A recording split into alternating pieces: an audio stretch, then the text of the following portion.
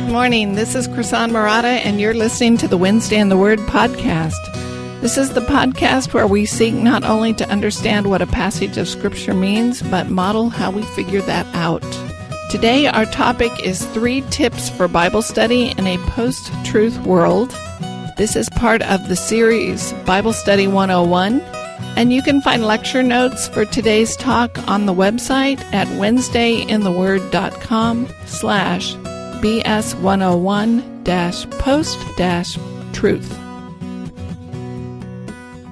The TED Talk, What to Trust in a Post-Truth World by Alex Edmonds, got me thinking about Bible study in a post-truth world, and I'll put a link to that talk in the lecture notes.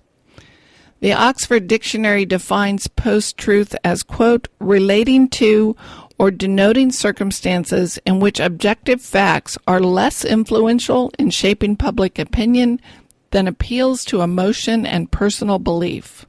Now we might call it a fake news world. But it got me thinking, do we live in a post-truth Bible study world? Increasingly, sermons are heavy with stories and emotional appeals and light on critical explanations of the author's intent. Sermons today tend to read a passage and then jump immediately to application. Now, it's not necessarily that the application's wrong.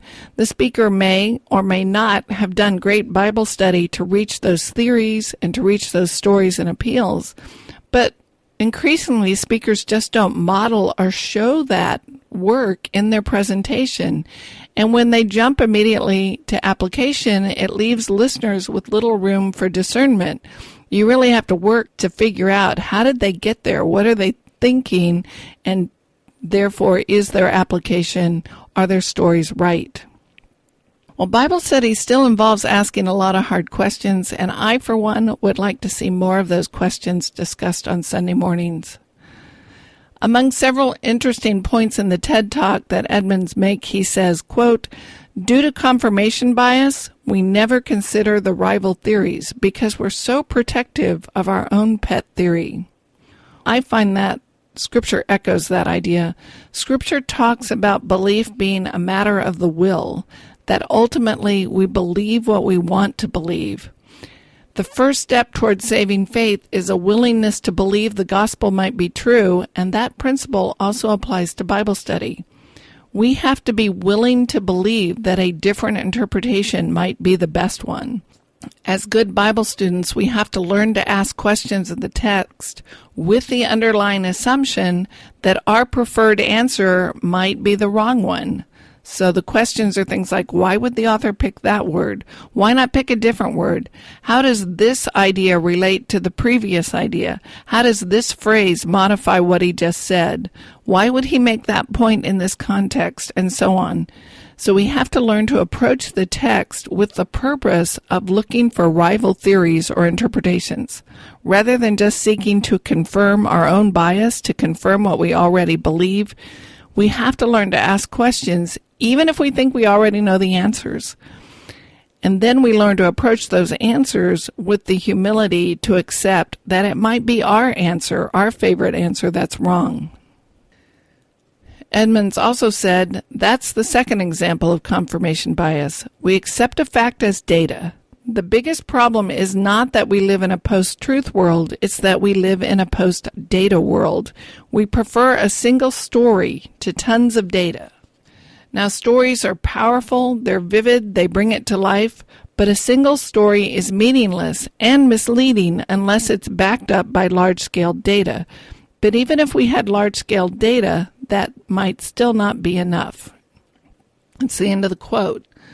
Again, like Bible study, it's not enough to support our chosen interpretation. We have to rule out the other possibilities. Edmonds explains with a study by a psychologist where the psychologist gave a set of 3 numbers to subjects and then asked them to figure out the rule that generated the numbers. And this really resonated for me because this is the process of Bible study. If the numbers are 2, 4, and 6, then most of us would guess the rule is successive even numbers. So we might begin to test that theory and we'd propose 4, 6, 8. And if we learned, 4, 6, 8 also fits the rule, then we could get excited and keep testing with things like 8, 10, 12, 20, 22, 24. But if those are the only kinds of tests you do, you have only confirmed your theory, you have not proved it. As Edmonds explains, a better test would be 4, 12, 26, because if that set fits the rule, if we learn, yes, 4, 12, 26 also works, then we have eliminated the idea that the numbers have to be successive.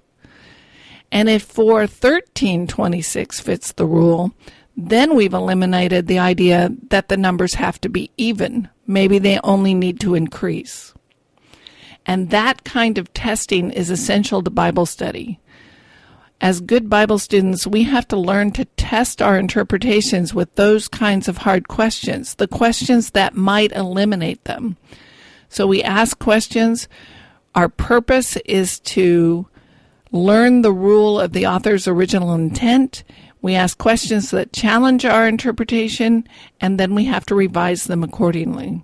So the goal is not just to confirm our pet interpretation. The goal is to prove it by eliminating the rival interpretations. But that kind of testing requires the humility to discover that it might be my theory that's the wrong one, which is something our confirmation bias finds uncomfortable. As Edmund concludes, quote, "Indeed, Thomas Edison famously said, 'I have not failed. I have found 10,000 ways that won't work.' Finding out that you're wrong is the only way to find out what's right." So what have we learned? A story is not fact because it may not be true. A fact is not data. It might not be representative if it's only one data point. And data is not evidence. It may not be supportive if it's consistent with rival theories. Edmonds then concludes with 3 tips for living in a post-truth world. I'd like to offer 3 tips for Bible study in a post-truth world. Number 1, approach every text with the assumption that you could be wrong. Attitude matters. A healthy dose of humility and the willingness to be wrong can go a long way toward being right. 2, when you get to the point where you're ready to consult commentaries, always check more than one. And I would recommend that you include both a classic work and a contemporary work, and that at least one commentary you pick is one you are likely to disagree with. I have a couple of scholars that I routinely read their work, even though I know I'm going to disagree with them, because they challenge me to say, have I proved that? I made that assumption. Is that right? So the wider the viewpoint net you cast, the more likely you are to learn. And then 3rd, hold both of these goals, to learn what you believe and why, and to understand the other side well enough to know why it doesn't persuade you. So you want to learn not only what you believe and why you believe it, but you want to learn what the other options are and know why they fail to persuade you.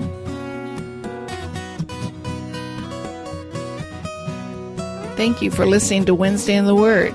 This is the podcast that seeks to explain not only what a passage means, but shows you how to figure that out.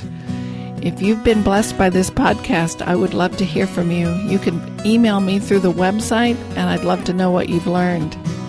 Thanks to everyone who has rated and reviewed us on Apple Podcast and other podcast platforms. It really is a practical way to raise the visibility of this podcast and help people find it. And of course, if you tell a friend, that is the most effective way to spread the word. So please, tell a friend. Our theme music is graciously provided by Reggie Coates, my friend and favorite musician, and I encourage you to go listen to more of his music on heartfeltmusic.org. Thanks for listening today. I'm Krisan Murata, and I hope you'll join me next week for Wednesday in the Word.